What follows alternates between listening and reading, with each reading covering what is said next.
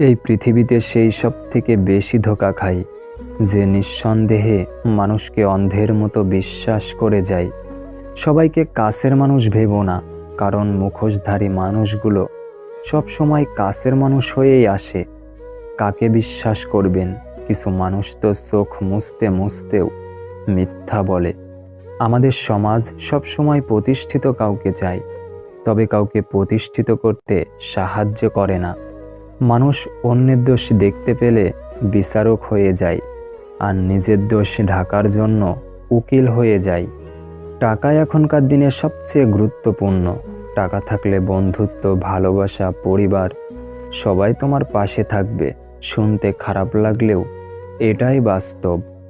যাদেরকে আমরা সবচেয়ে বেশি গুরুত্ব দিয়ে থাকি, একটা সময় তাদের কাছেই আমরা গুরুত্বহীন হয়ে যাই। বাড়ি ফিরে সবার প্রথমে প্রশ্ন, মা কোথায়? হতে পারে মায়ের সাথে কোনো কাজ নেই, কিন্তু মাকে দেখার পর আলাদা একটা শান্তি আসে, যেটা বলে বোঝানো যাবে না। সময় থাকতে যাকে মূল্য দিবে না, সময় ফুরোলে তার নাগাল আর চাইলেও পাবে না। কারণ আত্মসম্মান সবারই আছে। যদি সময়ের সাথে সাথে ভালোবাসা কমতে থাকে, তাহলে বুঝতে হবে সেটা কখনোই ভালোবাসা ছিল না, সেটা ছিল ক্ষণিকের ভালো লাগা মাত্র। মানুষ তখনই স্থির হয়ে যায় যখন সে জেনে যায় সে যা চেয়েছে তা কখনোই সে পাবে না। সব ইচ্ছে কি আর পূরণ হয়? মাঝে মাঝে অপূর্ণতা নিয়েও বাঁচতে হয়। মাঝে মাঝে মানুষের মন খারাপের পিছনে এত বেশি কারণ থাকে যে মানুষ নিজেও বুঝতে পারে না কোন কারণে সে এত বেশি কষ্ট পাচ্ছে। ভালোবাসলে শাসন করাটা অধিকার, আর আগলে রাখাটা দায়িত্ব। স্বামী যতক্ষণ ছায়া হয়ে তোমার মাথার উপরে থাকবে, ততক্ষণ তোমার সাথে দুনিয়ার সবাই সম্মান দিয়ে কথা বলবে। স্বামীবিহীন হয়ে দেখো, কারো চোখে তুমি আপদ, কারো চোখে তুমি বোঝা, আর সমাজের চোখে তুমি হয়ে যাবে অসৎ নারী। হাসিগুলো সবার জন্য হতে পারে, কিন্তু চোখের জল কোনো একজন বিশেষ মানুষের জন্য পড়ে। মেনে নিলে ভালো, মানিয়ে নিলে ভদ্র, শুধু প্রতিবাদ করলে তুমি অভদ্র। কিছু মানুষ আছে যারা কোনো অপরাধ না করেও অন্যের কাছে সব সময় দোষী হয়ে থাকে। অভাব মিটে গেলে কিছু মানুষের স্বভাব খারাপ হয়ে যায়। তিনটা জিনিসে পতন হয়: অহংকার, মিথ্যা, হিংসা। কথার মাধ্যমে মানুষের মন জয় করা যায়, আবার মানুষকে তীব্র আঘাতও করা যায়। তাই কথা হওয়া উচিত মানুষের মন জয় করার জন্য, আঘাত করার জন্য নয়। মানুষের স্বার্থে আঘাত করলে সম্পর্ক বদলে যায়।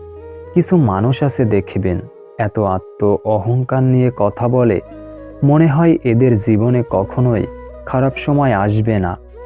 তাদের থেকে দূরে থাকো।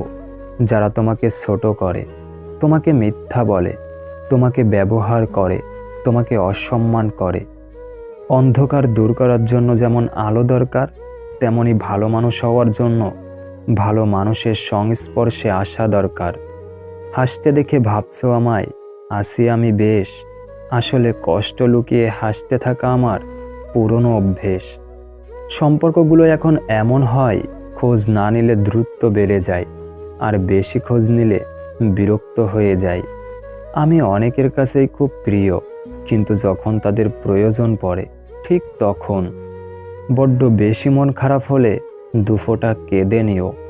তবুও স্বার্থপরদের কাছে কখনো নিজের মন খারাপের কষ্টের বর্ণনা দিতে যেও না।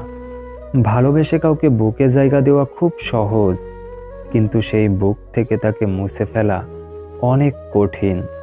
এটাই অতি বাস্তব।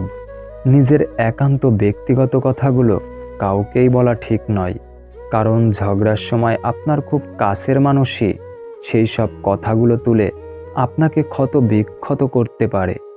যার কাছে আপনার দুর্বলতা প্রকাশ করবেন, সবচেয়ে বড় আঘাতটা তার কাছ থেকেই পাবেন।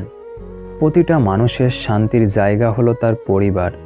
পরিবার যদি অশান্তির কারণ হয়ে দাঁড়ায়, তখন পুরো পৃথিবী জাহান্নাম মনে হয়। ছোট একটা ভুলের কারণে অজুহাত দেখিয়ে যে তোমাকে ছেড়ে চলে যায়, সে কখনোই পাশে থাকার যোগ্য ছিল না। প্রতিটা মানুষ সুন্দর মন নিয়ে এই পৃথিবীতে আসে, কিন্তু পরিবেশ, পরিস্থিতি এবং কিছু মানুষ সেই সুন্দর মনগুলোকে নষ্ট করে দেয়। সবচেয়ে কাছের মানুষরাই যখন খোঁজ নিতে ভুলে যায়, তখন একা থাকতেই সবচেয়ে বেশি ভালো লাগে। সে আমায় বলেছিল আমি সবার মতো না, কিন্তু মাঝপথে এসে প্রমাণ করে দিয়েছে সেও সবার থেকে আলাদা না। প্রয়োজন ছাড়া কেউ নেবে না তোমার খোঁজ। এই শহরের চেনা মানুষ অচেনা হয় রোজ। সবাই তোমায় কাঁদতে দেখে সান্ত্বনা দিলেও হাসতে দেখে কিন্তু সবাই খুশি হয় না। মানুষ সবচেয়ে বেশি ক্ষতিগ্রস্ত হয় রাগে, লোভে এবং আবেগের বশে।